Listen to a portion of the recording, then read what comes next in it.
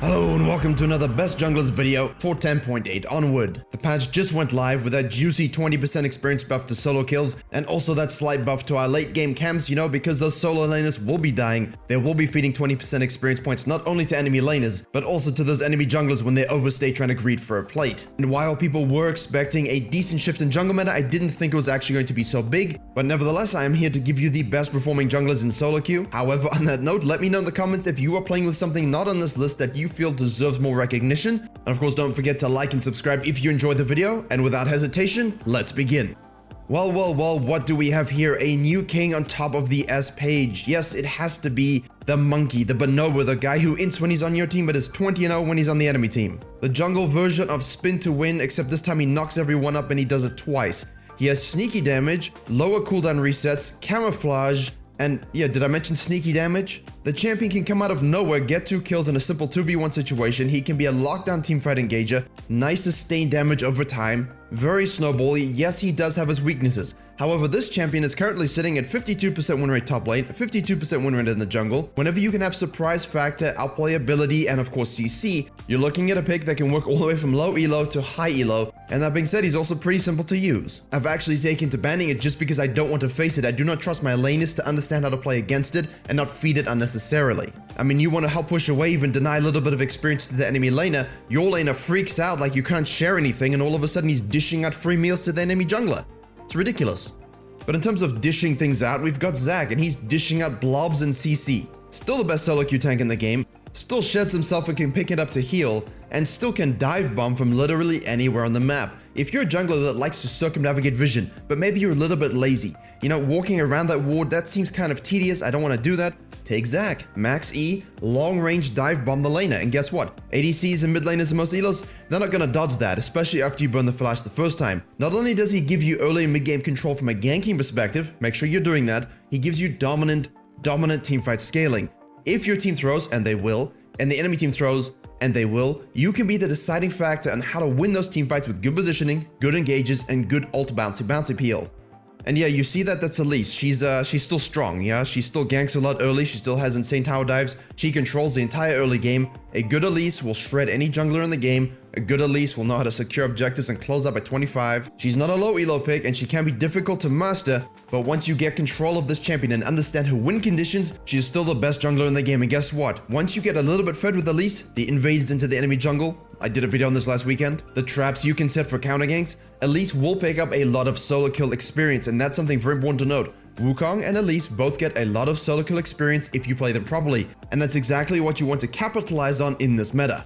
On that note of farming and invading and solo kills, we must bring in Graves. This guy was performing pretty well before. Yes, it was mostly Master Tier Plus that he was doing very well, but then Riot buffed him, and then Riot buffed solo kill experience, and then Riot buffed jungle experience. Now this is a champion who, while he may have lost to Cigar, more than makes up for it by smoking enemy junglers. You need to AFK farm? He can do that. You need to be an invader? You can do that. You need to gank? Yeah. Objectives? Pretty easy. Sustain damage and auto attacks over time? He can do that, but he can also burst you out. Build versatility? Oh, by the way, they buffed his MR scaling and he does get bonus armor from his quick draw, which means he can feel like a tank marksman. All of this, and he can still smoke screen you in a counter gank and come out on top. So yeah, Graves is pretty strong. Now people are sleeping on the Olaf. I don't know why people are sleeping on the Olaf. His win rate is down, he can be countered by certain champions, but once this guy's fed and he's running berserk, there's really nothing you can do. It's a great snowball pick, you can use it in any MMR range, full clear if you want, transition to a gank on the side lane, get 2 kills, now all of a sudden you can invade the enemy jungle, get solo kills, control dragons, push the towers, and as I said in the last video, just sprint it down mid in the most manly way possible, and you get some LP. Now Echo has been atop the tier list for quite a while. He has dropped down simply because of his performance against some of the champions on this very list. That means when top tier meta picks can do well against you, you tend not to be the top tier pick yourself. But don't let that dissuade you. That ultimate is still on a low cooldown, he can still burst you out while missing all of his spells. If he does hit his spells, that's probably a penta. Don't let people tell you that Echo's time has passed, it hasn't. He is still very good from the jungle and in the mid lane. And now Kha'zix has to return, I'm afraid, the requiem of death and despair and degeneracy. The guy who kind of spills his ether and ethereal matter all around him as he activates his E, spams Q at your face because it has a negative cooldown. A wall that isn't a wall but is yet a wall.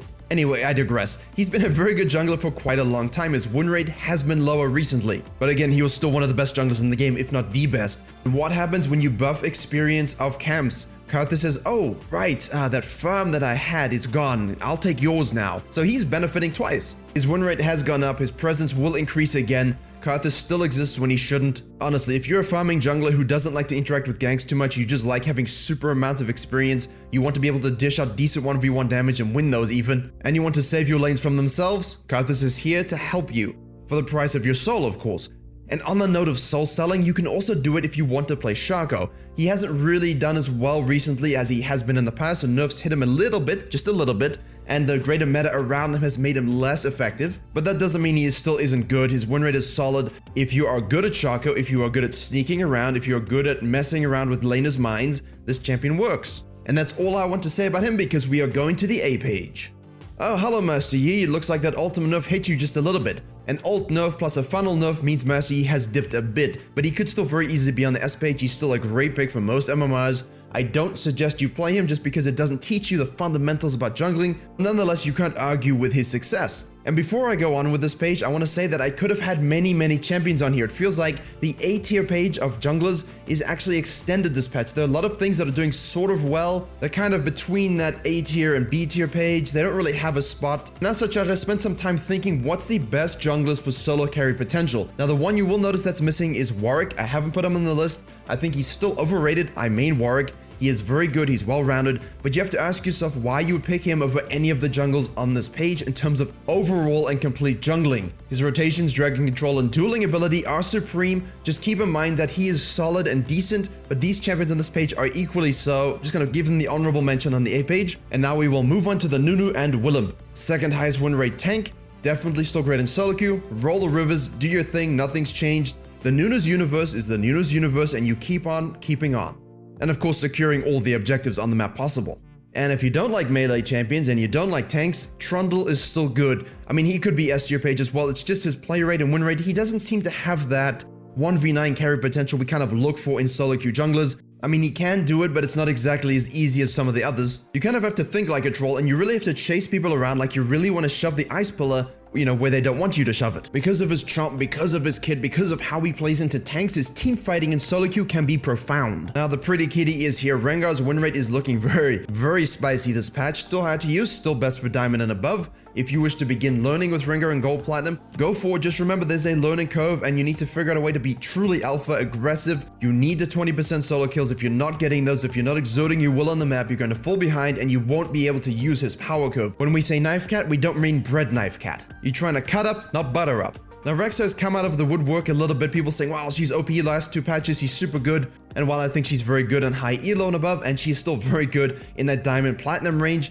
I don't think she's as good as some other websites are saying. You still have a very limited win condition. Once you lock in Rek'Sai, once you get into that early game, there's a very sharp countdown before you start to lose power. Every kill you get extends that power curve, but every kill you don't get, every objective you don't get, makes you more useless sooner. You're looking for activity, you're looking for outplayability in your team fights, and you're looking for extreme jungle tracking and macro knowledge because you're basically cosplaying a giant mole.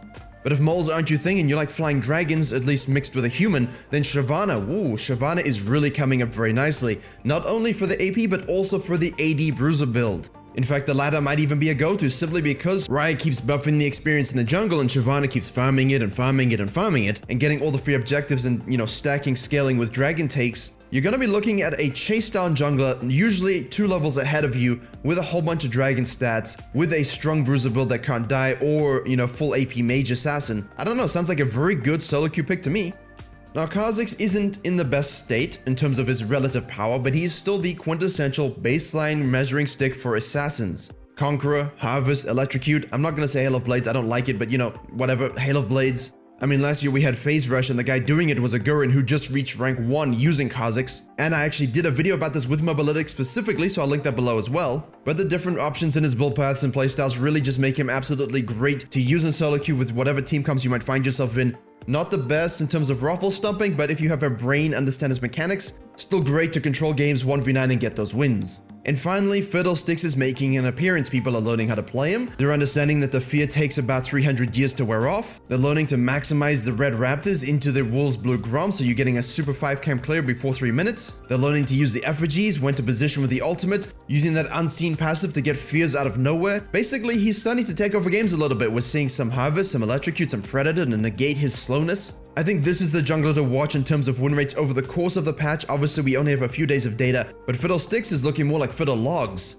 Well, that sounded way better in my head. Okay, next page. Now, normally I would put extra picks on this page that you haven't seen so far, except the Wukong, the Zag, the Shyvana, the Yi. These are still supremely good picks in the low elo. I suggest these as go-tos. However, the Warwick, the Amumu, the Rammus, the Volibear, they also have great performances. As you can see, a lot of them go up to Diamond in terms of their effectiveness. I didn't put the Diamond emblem for Amumu because there are better tanks in Diamond like Zac and so on. And that means if you're looking for a champion to get out of low elo, get into Gold, get into Plat, and make a climb to Diamond, a lot of these picks can carry you almost all the way. I would say Rammus is the biggest one to fall off, and naturally Volibear is getting his rework, so enjoy the days of dressing up as a very fancy cop with nice braids in the back of his neck, because those times, they're coming to an end. And for the high elo page, as always, everything stays the same. I will note that the Graves obviously has taken the place of the Talia, but the most interesting pick that has arisen is Kindred. Now, I could very easily put Kindred in the other two pages, the A tier or S tier page. The thing is, they only really perform supremely well in the Diamond and High Elo slot, Master Plus. If you are a good Kindred, you might see success below those ranks. However, their build versatility, when to build what, when to go for max, tracking marks, understanding jungle matchups,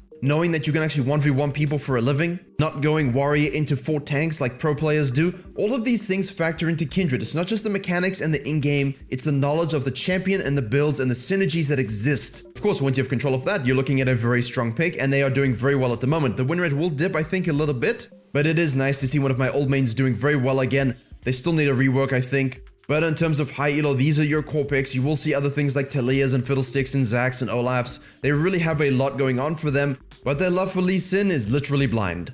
Okay, there you have it. I know there's a lot of junglers we did not talk about. Hekarims, Jarvans, and guess what? They're still good. You can still use them, except these champions in this video are the best. They have more positives than cons. They outperform the other junglers statistically, and I started that like I was gonna say more, but I guess I wasn't. So as always, thank you very much for watching. I hope you were able to enjoy and learn something. Please do like, share, and comment if you did. Maybe you found a new main to spam over the coming weeks. Don't forget to subscribe for all the jungle videos coming very soon, and as always, I will see you all in the next tutorial.